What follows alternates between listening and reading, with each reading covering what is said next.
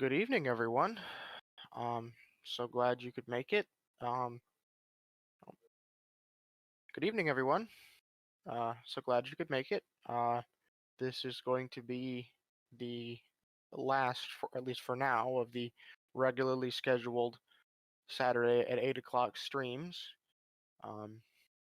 The topic for this week's stream is Libertarianism and Drugs, self-ownership versus self-indulgence. So, many of you have probably heard of the libertarian stance towards the drug war, the war on drugs in the United States, and to drugs in general. But I wanted to talk more specifically about what motivates that stance. And we're not going to talk about the war on drugs today, although you could imagine that if it includes the word war, a libertarian would probably be opposed. Anyway, moving into the topic of drugs. Before we get into that topic, I have asked some of the members of this audience to bring a question if when I advertised this stream, I asked a few of the members of the audience to bring questions, and if you weren't asked but you had a question anyway for me on the topic, I would, before we get into it anyway, if anyone wants to share a question now, in the next couple minutes would be the right time to do that. So I'll give it about 30 seconds for the questions to start rolling in, if there are any.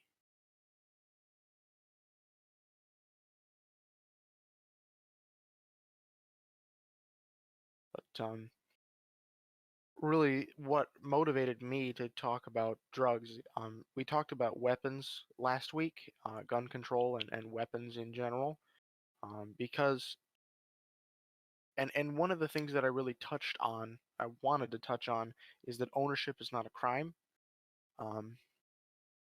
It's the use that's a crime, and that's another thing that I wanted to talk about today as well, that first of all, drug ownership is not a crime, and second of all, using the drugs in a non-aggressive manner, in a way that doesn't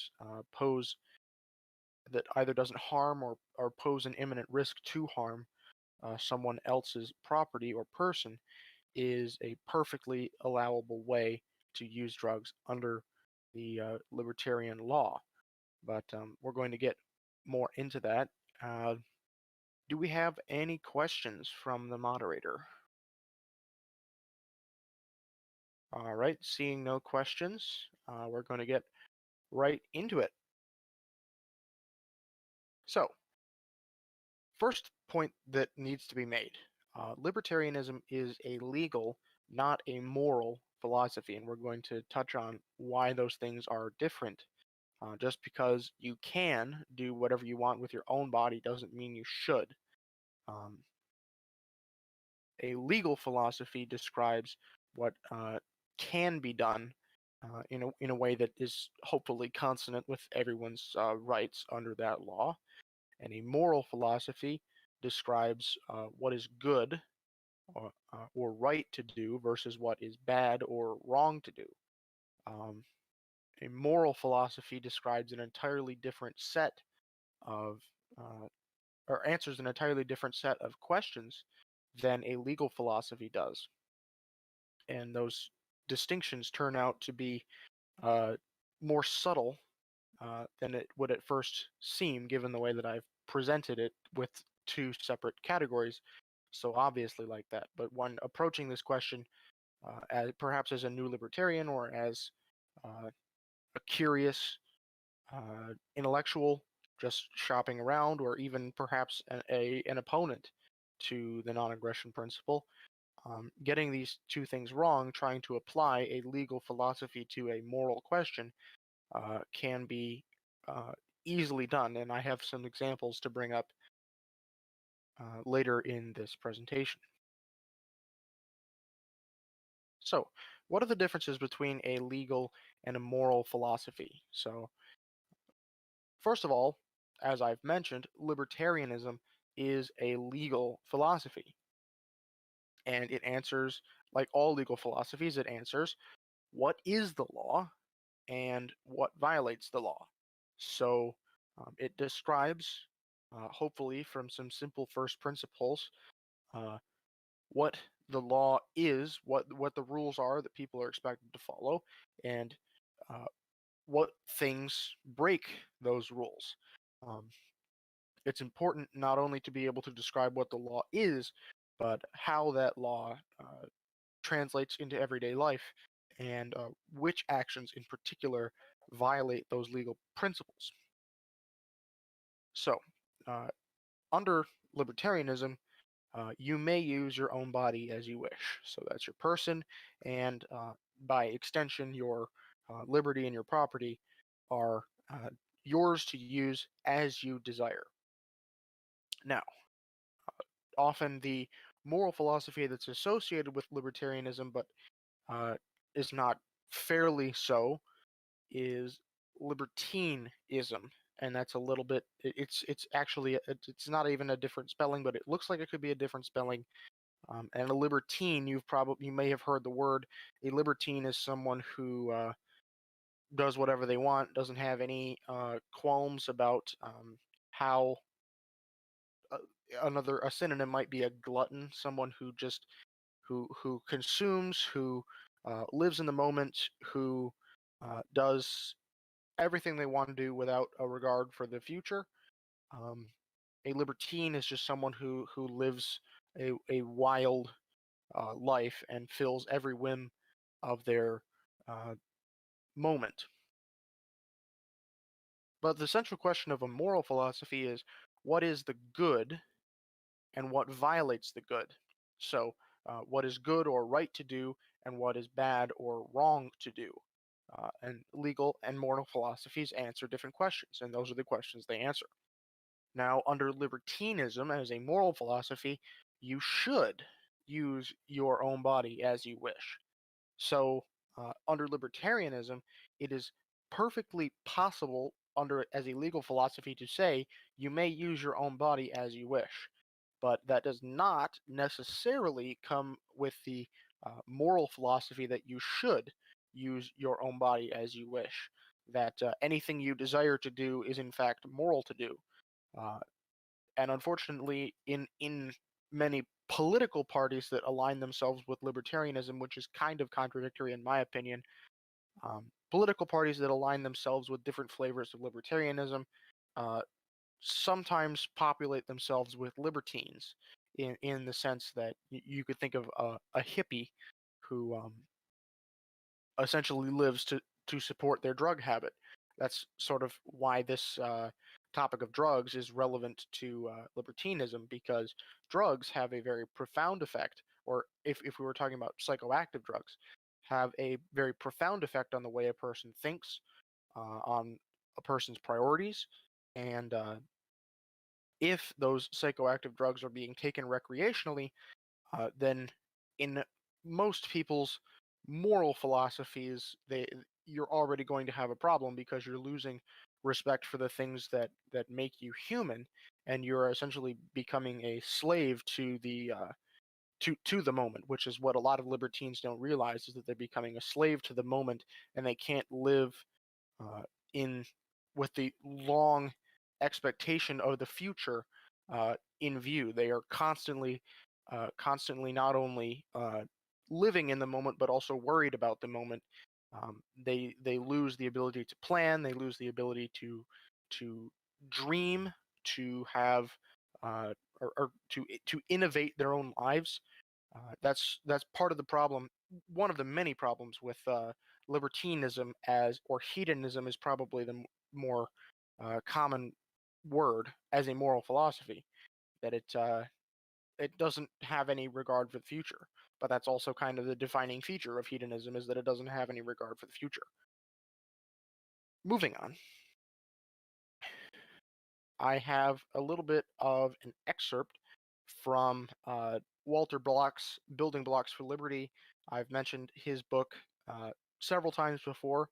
But in one of his shorter chapters, chapter 10, the non-aggression axiom, he addresses this legal versus moral dichotomy very cogently. Now, he and by doing that, he brings up a few thought experiments that opponents of the non-aggression axiom have tried to use to disprove it. He uses the term non-aggression axiom, but that's interchangeable with non-aggression principle in this case. So, the non-aggression axiom and private property rights theory, which underlies it, have recently come under furious attack, amazingly, from commentators actually calling themselves libertarians. Uh, and I should point that out as well, that people who call themselves libertarians nevertheless are at the very least skeptical or even outright denying of the non-aggression axiom as a valid uh, legal philosophy, which totally, as we've seen, if you remember all the way back from when we talked about the difference between capitalism and hegemony and socialism, if you don't believe in the non-aggression axiom, you've kind of already gone into one of the other two systems. You have already gone into either one of the other two systems, and so you can't call yourself a consistent libertarian. Uh, but nevertheless, these people call themselves libertarians, and so they do a disservice to the movement of actual libertarians. But uh, amazingly, these commentators actually call themselves libertarians. Let us consider two cases posed by these people.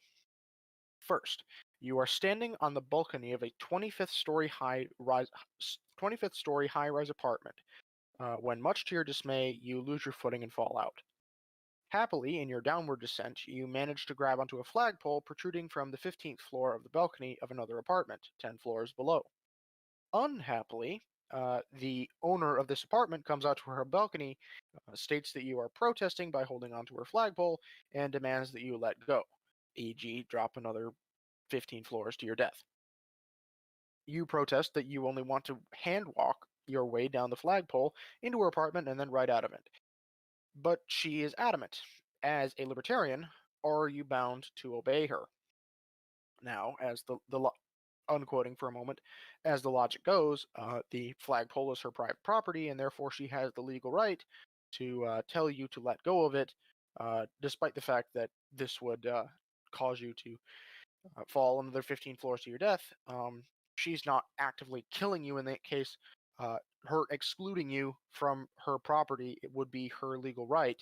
Um, but and so she, in that case, she would be totally allowed to do that, despite the fact that you would die, because she would simply be letting you die rather than killing you with her property. That would be her legal right. But again, we're going to get into the difference between legal and moral philosophy when we're done with these two situations. Second case, you are lost in the woods, freezing with no food. You will die without shelter and a meal. Fortunately, you come upon a warm cabin stocked with staples. You intend to eat, stay the night, leave your business card, and pay double any reasonable price that could be asked. Unfortunately, the cabin has a sign posted on the door. Warning: private property, no trespassing. Do you tamely go off into the woods and die? Now, as he goes on to address these these two cases, misunderstand the purpose of the non-aggression principle, and by extension the nature of the entirety of libertarianism, is that libertarianism a uh, is not a moral philosophy. It does not tell you whether you should let go of the flagpole or whether you should go off into the woods and die. What it tells you is that despite the fact that grabbing onto the flagpole has in fact saved your life, um, if you were to hand walk down the flagpole and into her apartment, and then out of her apartment, if she didn't consent to that transaction, then you would be guilty of a law violation. And secondly, if you did go into the apartment and eat and stay the night and then leave, despite the fact that you were willing to pay double any reasonable price, you would be guilty of a law violation. So another problem is that these situations try to get you to empathize with the person holding onto the flagpole, or the person holding, or the person who's about to die in the woods. But the what we really need to try to do is to empathize with each person in the situation to see if their perspective could also be a valid one on the situation. What if the woman who was in the apartment had recently been the victim of a break-in, and seeing someone else intruding into her apartment again made her very fearful that she would be a victim for the second time in a short period?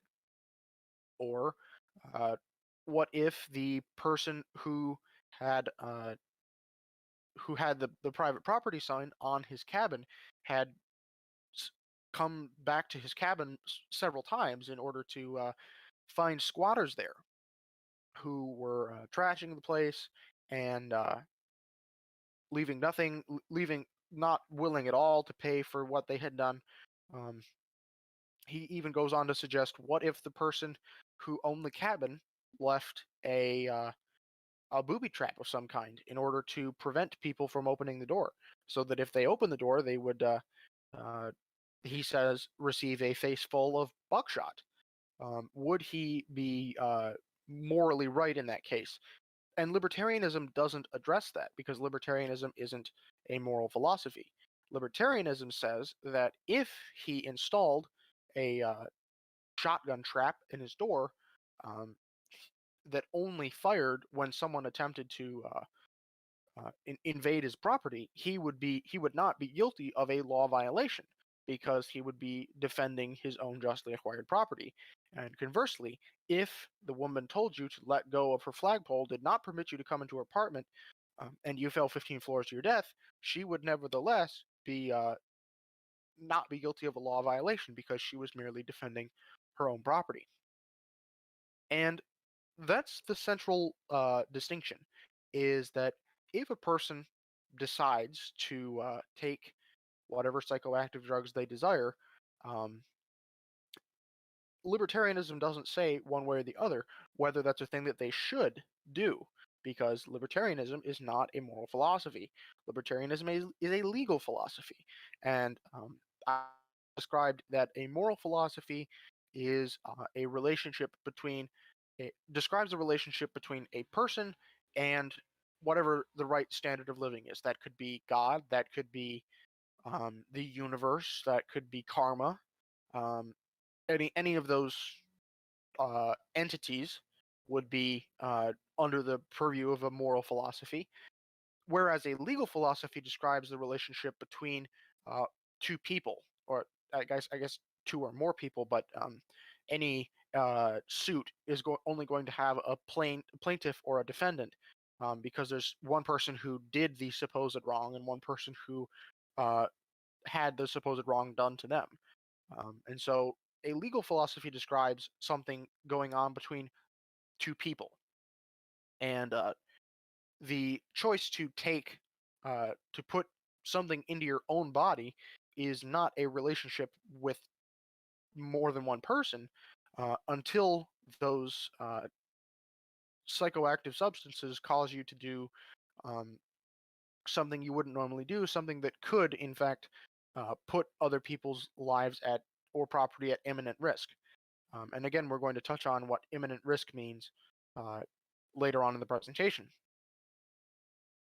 But libertarianism simply punts on the question of whether it is moral to consume drugs. It only considers whether it is legal. And of course, under libertarianism, anything which is non aggressive is legal, and 99% of cases of taking drugs are non aggressive, and therefore it would be legal under a libertarian system. What does libertarianism have to say about drugs? And then this center blurb says, don't bring harm or pose an imminent risk of harm to anyone's person or property. If you do, you will be guilty of a law violation. That's how it addresses every social issue. Every single action that a person can take is governed by, under a libertarian legal code, would be governed by this one axiom: don't bring harm to to another person or their property, or pose an imminent risk to them. Libertarianism addresses gay weddings in that way. If you aren't harming someone else, then it would be legal. Whether or not it would be moral is another question, but it would be legal under a libertarian system. It would also be legal to bake them a wedding cake, but it would not be legal to prevent two gay men from getting married, and it also would not be legal for those gay men or one of their associates to force someone to bake them a wedding cake, because those would be instances of force, of aggression.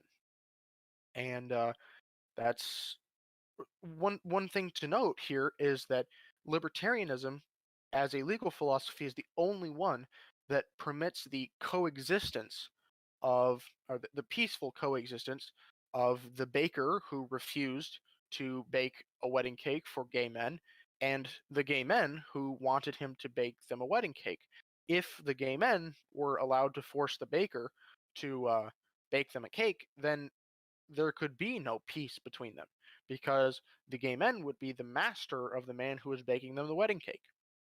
And vice versa, if the baker were allowed to, for example, uh, fire, if he were allowed, for example, to shoot the gay men who asked him to bake a wedding cake, or if he were allowed to, on his own moral qualms, uh, force the two men to not be married, then those could not possibly permit the coexistence of those two groups of people. And that's part of the reason why libertarianism is the only one, as we've covered before, that libertarianism is the only legal philosophy that permits civil society, as we covered in my presentation on proportional force. Um, and not only that, but uh, libertarianism, which uh, sees proportional force as a just punishment for crime, is also the only one that permits civil society. Because if you use too much force beyond that, then you could be considered a criminal by the person you're supposedly defending yourself against. And if you use less, then criminals are not effectively deterred, and neither situation truly permits civil society. So, again, libertarianism addresses every single social issue, everything that involves consenting adults, everything that involves informed adults who are capable of making contracts in that regard is totally uh, allowed under the libertarian system. Anything anything outside that, anything that would be aggressive, is not allowed under that legal philosophy, and it doesn't touch on the morality of any of those particular actions. I believe, yep, that is going to be the end of this presentation. Hopefully that was a shorter one. I have been really trying over the past couple weeks to cut my time down, but do we have any other questions at the end of the presentation? I'm going to wait about 30 more seconds just in case anyone who has a question would like to present one, and then I think we're going to round things out.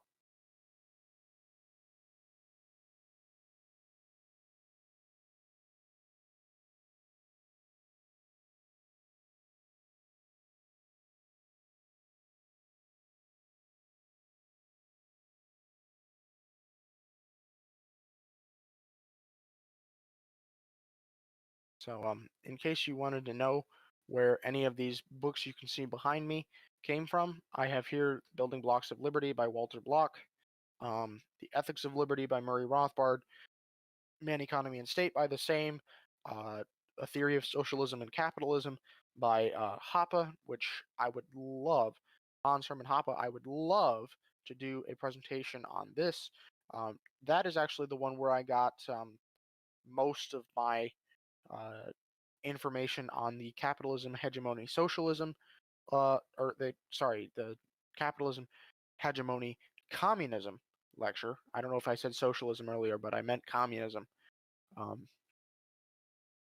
the lecture that I did on that mostly came from that book, um, and he describes how most of the uh, things we wouldn't call socialism nowadays, like for example conservatism, which he describes as an ideology which tries to maintain the status quo.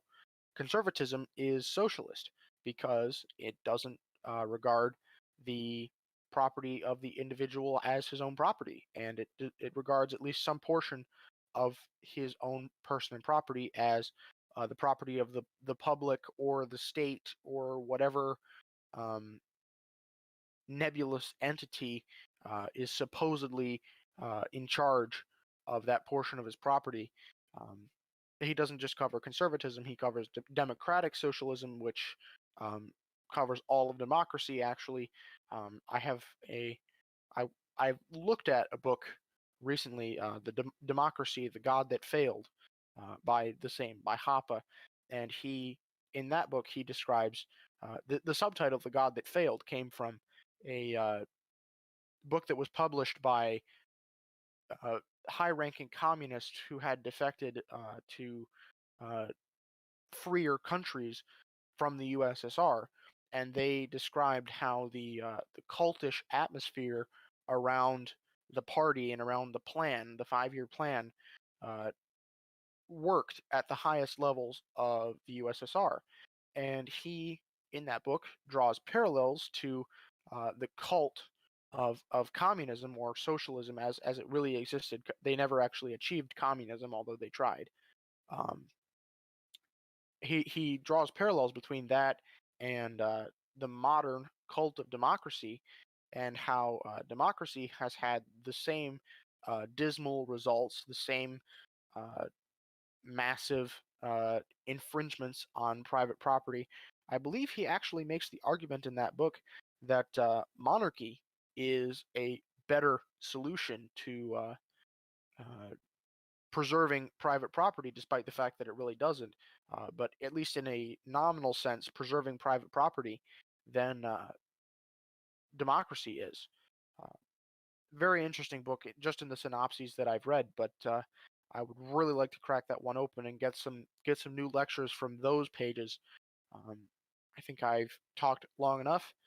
If we have any other questions, go ahead and read them off now. But if not, we're going to round things out.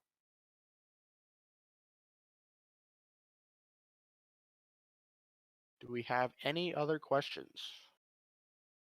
All right, seeing no questions, we're going to go ahead and end things off here. It has been a pleasure being with you all, and have a good night.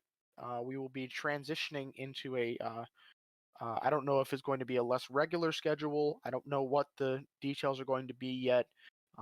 If you aren't yet subscribed to this channel, go ahead and do that now. And when you do subscribe, there should be a little bell icon next to the subscribe button that you can hit, and that will give you all of my notifications for when I upload. Usually, because these uploads are going to become less regular, I'd like you to, and they're not. I don't think they're going to be live either, at least at first. Um, but if you do want to continue hearing these lectures, then I will be dividing them. I'll probably be editing them down and putting them into a slightly smaller format so that it would be easier for you to get answers to your particular questions without listening to an hour of me rambling. Um, we're going to have some throughout the week, some shorter content for you on this channel. But with that, I think we're going to end it out. It's been a pleasure being here with you all, and have a splendid rest of your evening.